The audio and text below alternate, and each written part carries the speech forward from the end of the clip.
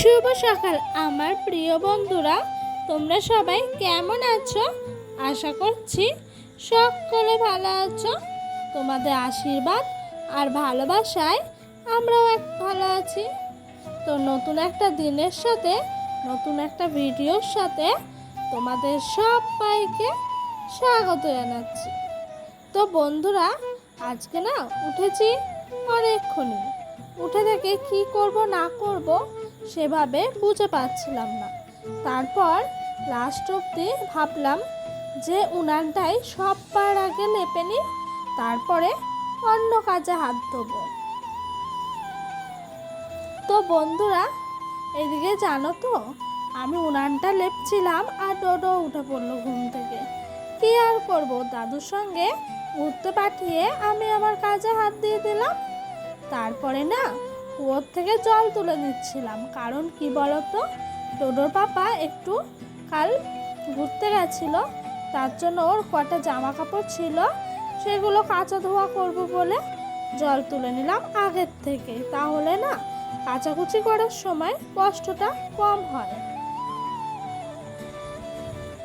তো আজকে না সকাল থেকে বেশ সুন্দর একটা ঝলমলে রোদ উঠেছিল।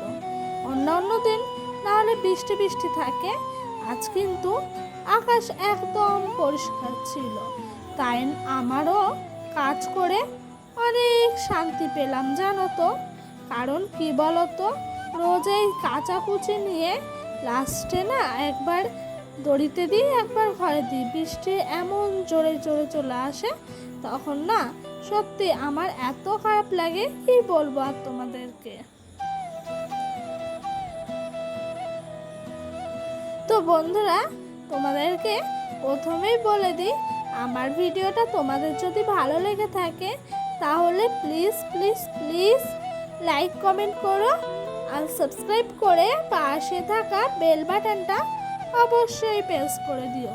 তাহলে কি বলো তো, আমার নতুন নতুন ভিডিওগুলো তোমাদের কাছে সবার আগে পৌঁছে যাবে। আর বন্ধুরা, তোমাদের কাছে একটাই অনুরোধ, আমার ভিডিওটা না স্কিপ করে দেখবে না গো, ফুল ভিডিওটা দেখো, সেই অনুরোধই রইল। তারপরে আমার আশি বাসি সব কাজ সারা হয়ে গেছে।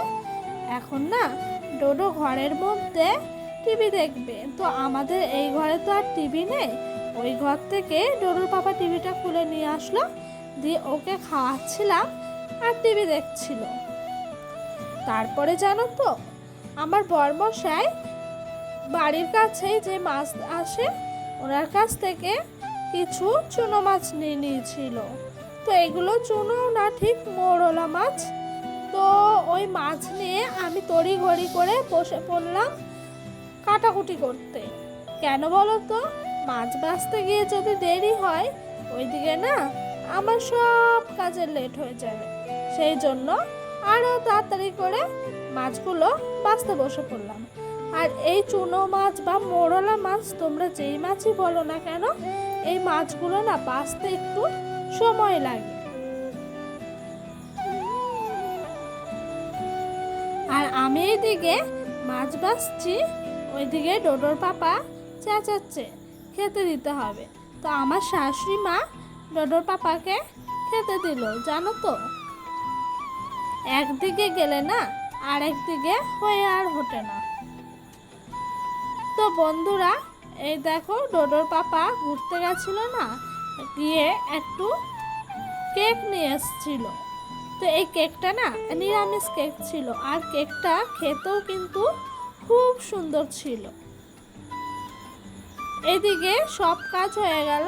তারপর আমার এই টিনের রান্নাঘরটা ভালো করে ঝাড় ঝুট দিয়ে পরিষ্কার করে নিচ্ছি। কারণ কি বলতো, এইদিকে যে রান্না খাওয়া সকালে সব কিছু মিটে গেছে, সেই জন্য বাইরেটা ঝাড় দিয়ে পরিষ্কার করে রান্নাঘরটা একেবারে রেখে ওইদিকে কাজে হাত দেবো বলে। তো দেখো, এইদিকে আমি রান্নাও বসিয়ে দিয়েছি। কেন বলো তো, ওই যে বারবার বলছি বৃষ্টি আসবে, সেই কারণে একটু তাড়াহুড়া করেই কাজগুলো সারছি। তো বন্ধুরা, জানো তো, আমাদের মতো মধ্যবিত্ত ঘরের বউদের জীবনটাই যেন একটা যুদ্ধক্ষেত্র। কেন বললাম জানো তো? সকাল থেকে উঠেছে এই তাড়াহুড়া করে সংসারের সব কাজ করতে হচ্ছে, বৃষ্টির ভয়ে। আমাদের জীবনের এই যুদ্ধ যে কবে শেষ হবে কে জানে। আর এইদিকে না আমার রান্না হয়ে গেছে, ওই যে চুনো মাছ দিয়ে আর সরু সরু করে আলু কেটেছিলাম, আলু দিয়ে মাছ দিয়ে ঝাল করেছি। আর ওইখানে তোমার চিচিঙ্গা চচ্চড়ি করেছিল আমার শাশুড়িমা, অল্প একটু হয়েছে তো চিচিঙ্গা চচ্চড়ি। এগুলো আজকে আমাদের দুপুরের খাবার। আর এইদিকে না গামাখা গামাখা করে পেঁয়াজ দিয়ে আর চুনো মাছ দিয়ে ঝাল করা হয়েছে।